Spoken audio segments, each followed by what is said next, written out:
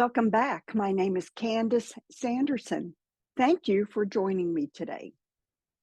Dan, who leads Monroe Institute's WhatsApp group, recently posted something that piqued my interest. Let me give you just a little bit of background. When Bob Monroe of Monroe Institute began developing his sound-based technology, he referred to his volunteers as explorers. As these volunteers listened to his layers of binaural beats, Bob interviewed them in real time. He asked questions. He encouraged them to travel farther into these sometimes mystical realms. Bob recorded these sessions, and many of these are online, free for anyone to hear. You can find a lot of them in the National Archive, and I'll put a link to them in the description below so that if anyone's interested, they can listen. But Dan asked us a question about these Explorer channeled data, this information. He wanted to know, how does this affect us? As Bob's explorers began channeling information, we have to make decisions about, well, if this is true, such as remote viewing, then what else might be true? But the final question was, how does this impact your life? Many of my followers are not students of Monroe Institute, but out of curiosity, I know that several will check out some of these sessions. And I wonder, what will they think of them? I'm guessing their responses will be a lot like mine when I first listened to them. To answer Dan's question about how these sessions impacted me when I first heard them, well, not much at all. Now, don't get me wrong, they were definitely fascinating, but it was like going to a wonderful movie. I'm captivated at the time, and then it might become a topic for interesting conversation later. But other than that, there was no impact on my life until I became an experiencer.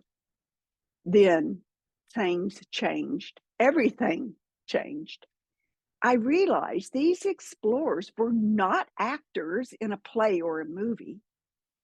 These explorers, and so aptly named by Bob, were actively leaving their bodies while remaining aware and conscious enough to interact with Bob as they also interacted in another world, another universe that most of us do not ever see, except maybe in our dreams.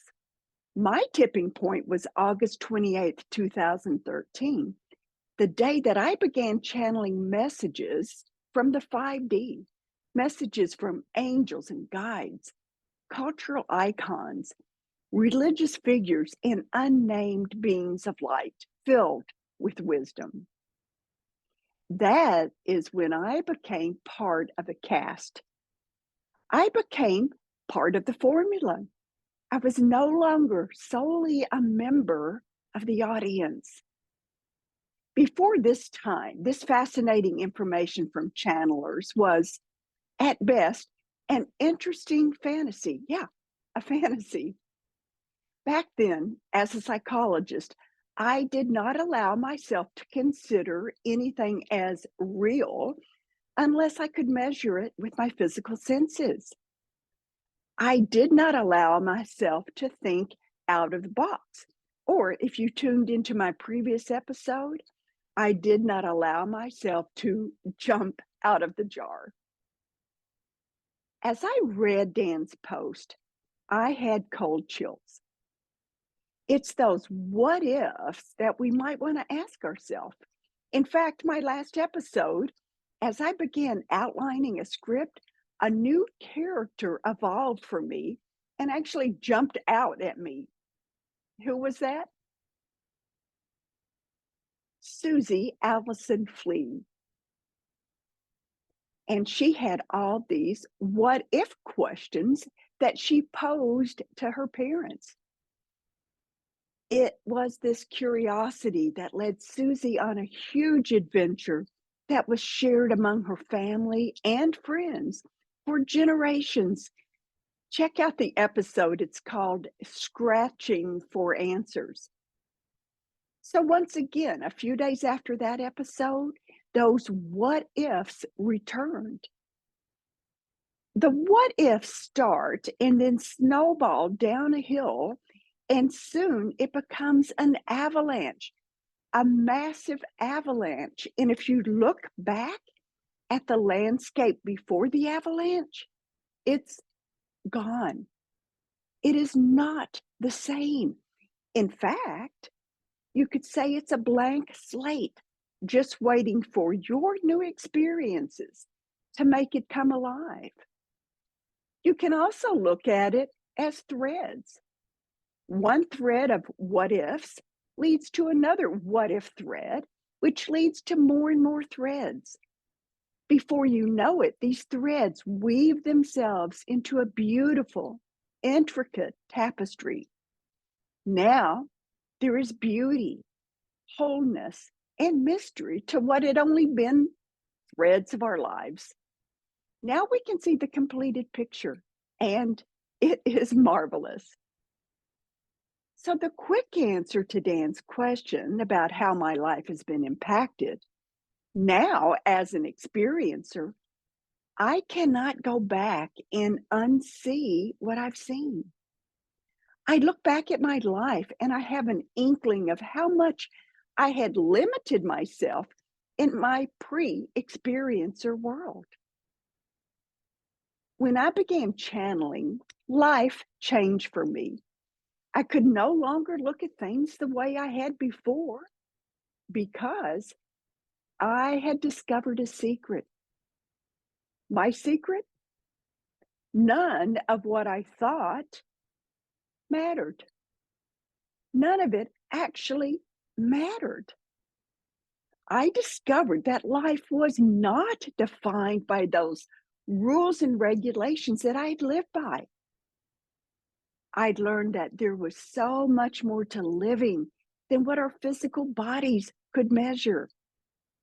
And with this larger perspective, a new world came into view. I looked at what I thought were laws, unbendable laws, and there were actually very few of them, if any at all. Most of what I thought were laws were just beliefs.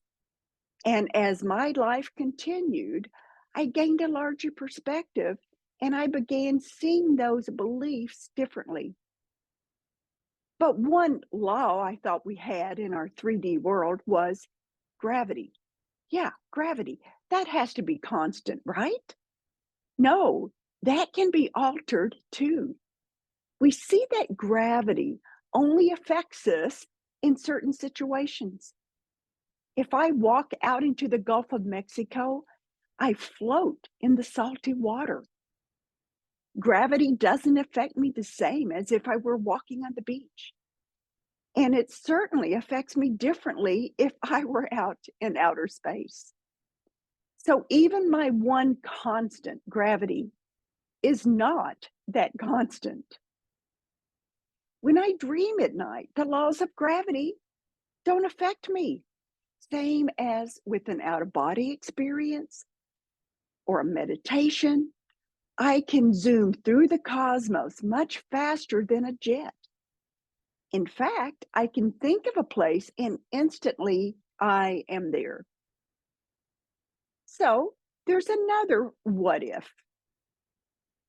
What if, as Bob Monroe used to say at the beginning of his affirmations, I am more than my physical body? What if I am more than my physical body? Then all those rules of physics do not apply, right? Physics operate with physical things. And if we are more than physical matter reality, then those laws of physics just do not apply. Okay, just for argument's sake, let's just say that Bob Monroe was right and we are more than 3D reality. Then what? What if these bodies that we inhabit during the daytime, what if they are just avatars, just representations of us? So then, if we are not our physical bodies, but we just inhabit our bodies, just what are we? Here goes those what ifs, building momentum as they tumble down the mountainside. The more time I spend in the field of energy that surrounds us, so I'm not talking about being in the 3D, which is that particle state where we think we are separate and discrete from others. I'm referring to that field state outside of time and form. That's where we go when we dream. That's where our spirit resides. That's where we have an out of body experience. Think about a memorable dream you've had. Some dreams are mixed jumbles of images and scenes that don't seem to make sense when we wake up, but they did make sense while we were dreaming. Other dreams might be thrilling or beautiful, where we visit a strange and intriguing new land. We don't want to wake up. My favorite dreams are the ones where I visit with loved ones who have passed on. I get a chance to reconnect with them, and I never want those to end. But most people can relate with dreams. We've all had them. We've experienced them, whether it's a magical journey or a combination of strange images or memories, maybe from another lifetime. When we think of who it is that is dreaming, that person is us. We know it, we feel it, we experience it. But then, who is that 3D body that's in the bed while this other aspect of us is out traveling the universe? Perhaps that is the avatar, just holding space while the true us runs across the dreamscape each night. The true you is not as easily defined as the 3D avatar. That's easy enough to measure. So many inches high, so many pounds in weight, years of age. The avatar is the one with a certain hair color that's prone to a specific gait when walking, using an easily identifiable voice. Again, all those things that we can measure. So it's quite understandable that we identify with this 3D avatar. It's easy enough to do. It gets a little more complex when we try to distinguish between identical twins, for example. We start looking for subtle cues that are not so obvious. A certain way they move, or how their upper lip curls after a joke, the way their eyes crinkle when laughing. But you get the picture. We can still identify them by quantifying something physical. Recently, I dreamed that I was with the mother of one of my friends. And upon wakening, I couldn't tell you how I knew it was her mother because I've never met her mother. I've never seen a picture of her mother. Yet in the dream, I knew it was her mother. Now we start getting into those areas that are difficult to explain. How do you know who someone is if you don't identify them by their avatar, if you've never met them?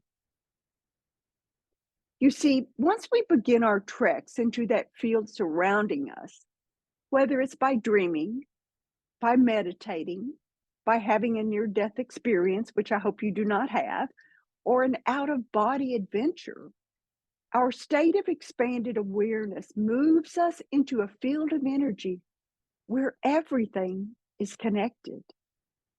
And because of that connection, we no longer need to rely on the physical senses like we do in the 3D. The energy of the field is quite often very subtle. A whisper, a knowing, a gut instinct that you know you must follow.